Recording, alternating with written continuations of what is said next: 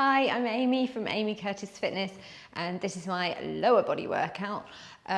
We are doing a series of 6 exercises, which would be really good to repeat 3 or potentially 4 times for a proper workout.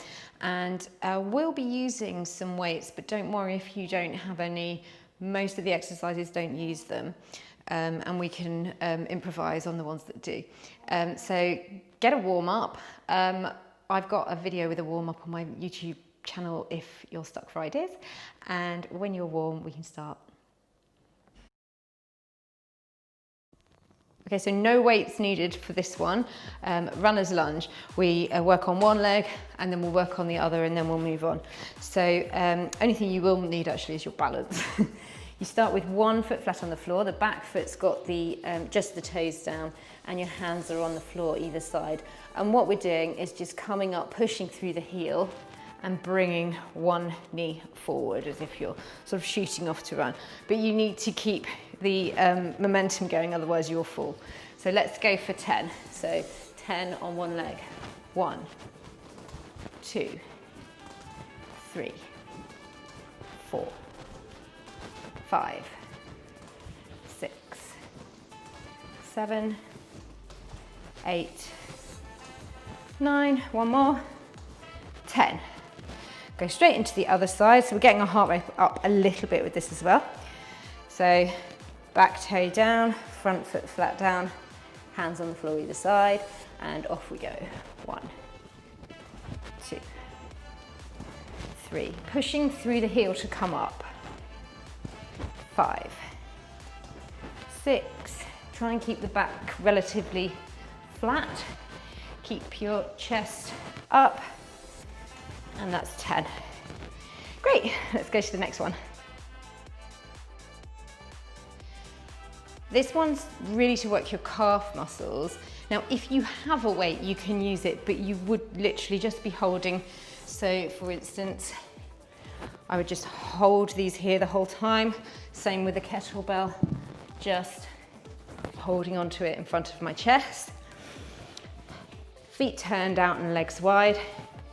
You're gonna come down into a squat and then you're gonna stay here. Raise one heel up, the other heel up. So this is why holding extra weight obviously is gonna make a difference to the calves, but if you don't have any weights, don't worry, you're still gonna get good workout in the calves, and you could always increase the amount of raises that you do to fatigue them out a little bit more. So I've completely lost count, but what we were gonna try and do was 20 singles, and then we're just gonna do 10 all together.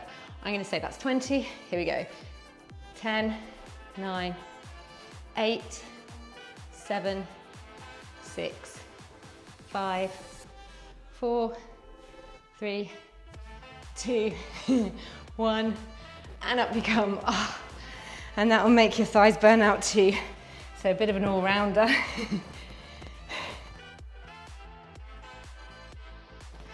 Okay, another one where you can hold on to a weight if you want to, or just have no weight. Same as the previous exercise, just hold them in front of your body and then forget about them. We're gonna do side lunges. So this is to work your adductors, your inner thigh. So stand at one side of the mat, and we're just gonna step out into our lunge and then come back. We're gonna do 12, if I can keep count. And when you do your lunge, think keeping the chest high up so you're not bending over like this. So you want to keep the chest facing up towards the corner of the room, top corner. And imagine there's a little tiny seat behind you that you're just trying to find with your bum. So you're just driving the hips backwards, trying to find that tiny seat to sit on. And when you've done 12 on one side, we'll go on to the other side. So nice big step into the heel, back up. Sending the hips back towards that imaginary seat. Knees going pretty much forwards towards the big toe. And chest facing the front of the room. not bending over. So if you look up ahead the whole time, that will really help with your posture and form and protect your back. 3,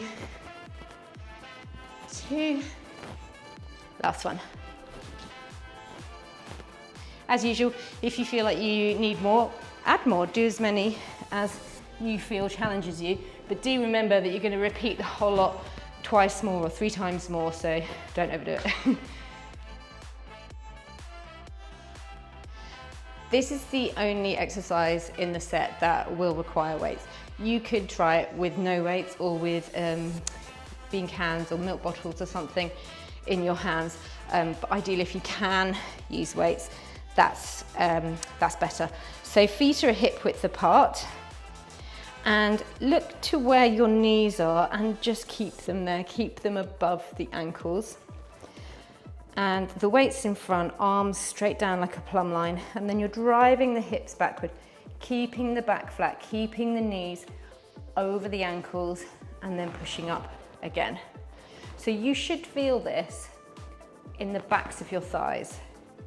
If you're not feeling it in the backs of your thighs, then you need to change the angle of the knee, the angle of the hip, perhaps. So try a few different ones.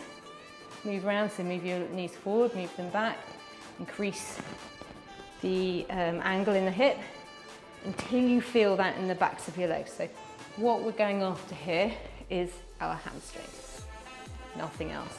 It does work muscles in the back, of course, if you're feeling it a little bit in your back, as long as it's in a working way rather than a painful way, that's perfectly normal. We're going to do 3 more. Obviously, this one's fine for converting to kettlebell as well. You just hold the kettlebell in both hands and do the same movement. I can just demonstrate quickly. So you're just holding it here, same thing. And we're done. Still going after the backs of the legs, glutes and hamstrings.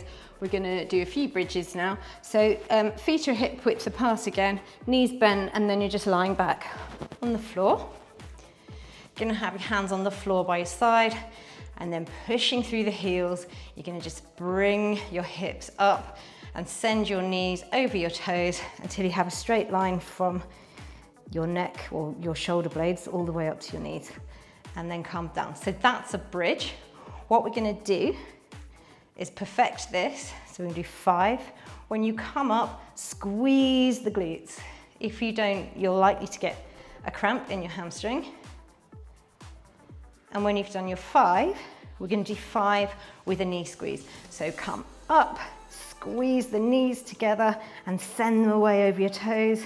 Bring them back and come down.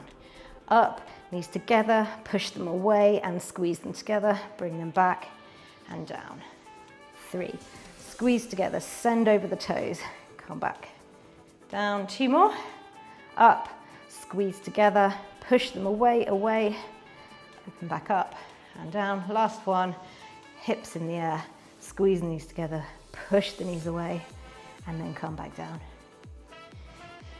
And your bridges are all done.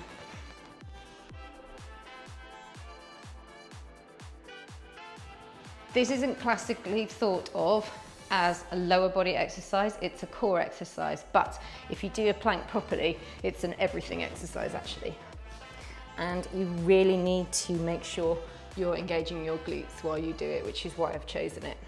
So we're going to have our hands down on the mat, and we're going to be on our elbows. Lengthen the feet away so that you're in a nice straight line. So you want to be sure that you're in a straight line from the top of your head to your tailbone. And then just keep checking in with every part of your body. Press the hands into the floor. Elbows, push against the elbows. Make sure you're not sunken into your shoulders. Clench the glutes. Think of the backs of the legs, the hamstrings. Think of the quads. Think what's happening with your calves. Then go back, check. Are you still pressing with your fingers and hands? Are you still pushing against your elbows so you're not sinking in your shoulders? How are your glutes? Have they relaxed? What about the hamstrings? What about the quads? Pushing, pushing, pushing, holding as long as you can, and then come down.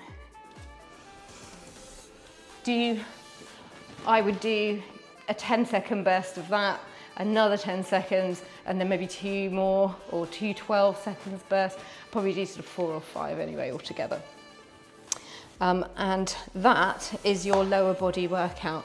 If you repeat, I think I said this at the beginning, if you repeat this 3 times or 4 times, that should burn it out enough, get through it enough for a decent all-round workout.